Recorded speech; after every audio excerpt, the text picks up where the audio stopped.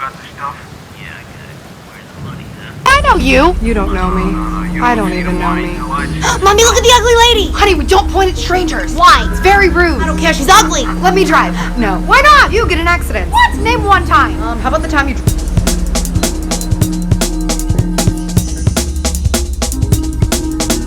So this is probably a couple weeks old, but do you guys remember Gabby Hanna? She was this Vine star. She blew up on, she was like super big on Vine, and she was cringe then, 100%. She was just as cringe then. But now, I mean, recently she's been going through the kind of Miley Cyrus, Amanda Bynes, Britney Spears transformation, where she just goes insane. She's all tattooed and looks gross. You know, she looks like one of the smelly tree cutting chicks. I guess there's this other chick, Brooke Monk, who is like some online model. She is known for having this really nice, long, luxurious hair. And I guess as a joke, she pranked everyone by pretending she cut off her hair. And so Gabby Hanna is literally having a mental breakdown because of that. Little Miss Brooke Monk better quit playing with my feelings. So I got this horrible botched haircut, right?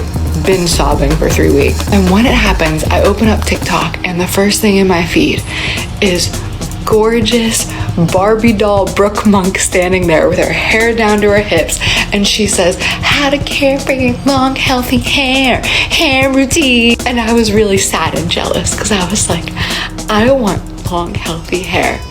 I want to apply your hair routine. Like, first of all, can you just imagine being that jealous of a person online? I mean, she's already reached peak insanity, degeneracy, but I just can't imagine feeling such jealousy for another person. How can you not work on yourself? Her standards are so reliant on other people that she's never going to be able to find true happiness, and that's just so pathetic and so sad. I don't understand why this has such an impact on her life. Are you really that mentally ill? Are you really that parasocially obsessed with another influencer? It's bad enough when plebeians idolize these influencers and have such severe emotional ties to these people that they'll never meet and would never care about them. But when someone like Gabby Hanna does it, I mean, you're supposed to be one of the that the poor people look up to. She was given this huge opportunity to make something of herself. She could be a Snapchat DJ like David Dobrik, but she's instead turned herself into a lol cow. She's fully insane, and there's no hope for her. And then the salon offers to put in extensions, which is a very generous offer when you destroy somebody's hair. And it doesn't even look that bad. It looks like Gabby Hanna-esque. It looks like what you're going for, right? I can't understand that. Being jealous, right? Jealousy is a tool that you can use to motivate yourself, right? It's not something that you should wallow in. So I said no at first because it's just not my lifestyle. It seemed like it would hurt, would be uncomfortable. I work out a lot, I shower a lot, I like to lay under the shower, I like to lay in the sun and the water, I sweat a lot, like I'm very sensitive, like it just seemed like an all-around bad idea. But I'm so livid and heartbroken and devastated over my hair that I'm like, okay, let me at least try this. And also just like this, like that small part of you being such a riding factor on your happiness is incredibly pathetic. Your hair is, again, not even, I don't even understand the problem with it. It does not look crazy. It literally makes you look like a smelly person. I thought that's what you wanted. It doesn't make you look gayer or grosser or whatever, right? It doesn't make you look like a man. I don't understand the issue with it. It's literally just because you want to be like Brooke Monk and you don't have long hair and it's just all these other external issues that you're internalizing, these anxieties that you're focusing on that are leading you to over worry about these little things to an extreme extent that it becomes harmful. They're offering to do it. Let me just try it. So I get it and I love it. And then I have to get it taken out and done again because it was done wrong the first time, and then I love it again. So then, as I get my extensions in finally, Little Miss Brooke Monk shows up first thing in my For You page when I open it, and this girl cuts off all her hair. And I was like, oh, I feel better about my hair now, because she had long, gorgeous hair, and she cut it, and short hair is okay. And thanks, Brooke Monk, for showing me that short hair is okay. And what, you needed Brooke Monk to tell you to do that, you dumb fucking retard? You couldn't have done that without her help? Again, just this over-reliance on other people's actions to influence your opinions and feelings about yourself is embarrassing, is cringe, it's disgusting, it's not beneficial to you at all. This is just parasociality to the max.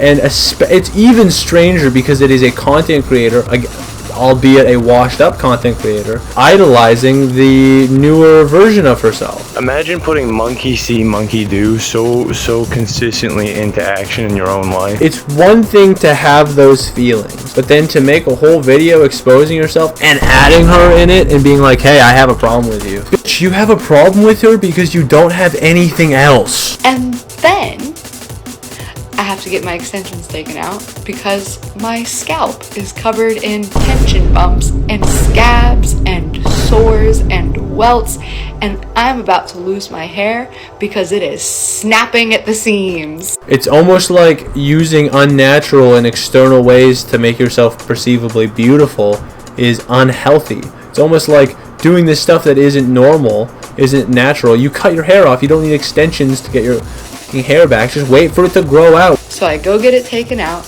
and I'm sobbing. I'm raging.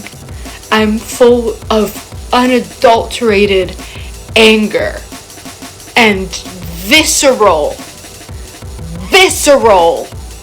rage. Why are you feeling these things? You have no real problems in life. You have no real concerns. That such minor things like this are asteroids in your world. They are huge roadblocks that you can't even fathom to overcome. You live such an easy, pathetic, unfulfilling life that your biggest problem is that your haircut was bad and you over idolize some person you don't even know because you have no self-confidence whatsoever. And then I wake up and I have such a throbbing headache because I've been sobbing all night.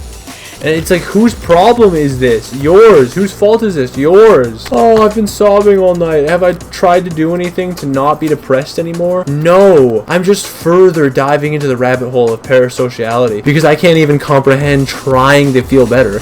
Because the truth is, I like feeling like I have a problem because it makes me feel like I'm doing something. It makes me feel like I have a place in the world because I don't have enough confidence or fucking creativity or brains to do anything other than whine on the internet, right? It's the only thing I found fame for, is being a quirky retard, and now I can't find any self-worth past that. And I wrote a Facebook post from midnight to 3 a.m. about it. Of course you did, because you're a BPD retard, smelly girl, and that's the only thing you can do is complain and cry on the internet. It's the only thing you can think to do. You can't solve the problem. You can't rationalize it. You're just gonna be a crazy retard. To try to calm myself and relieve myself of the disappointment, depression, frustration, but mostly rage, and I'm nauseous. I don't know if you're saying this all to incite a pity reaction or a sympathetic reaction, but all these things that you're feeling, all these things that you're doing, are all a result of your own inactivity in your progression in life. They're all a result of you not being capable of properly handling what is dealt to you.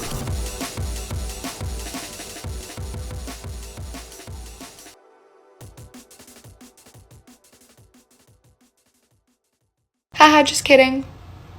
My hair's still long and gorgeous. Ha ha ha ha ha. I would never.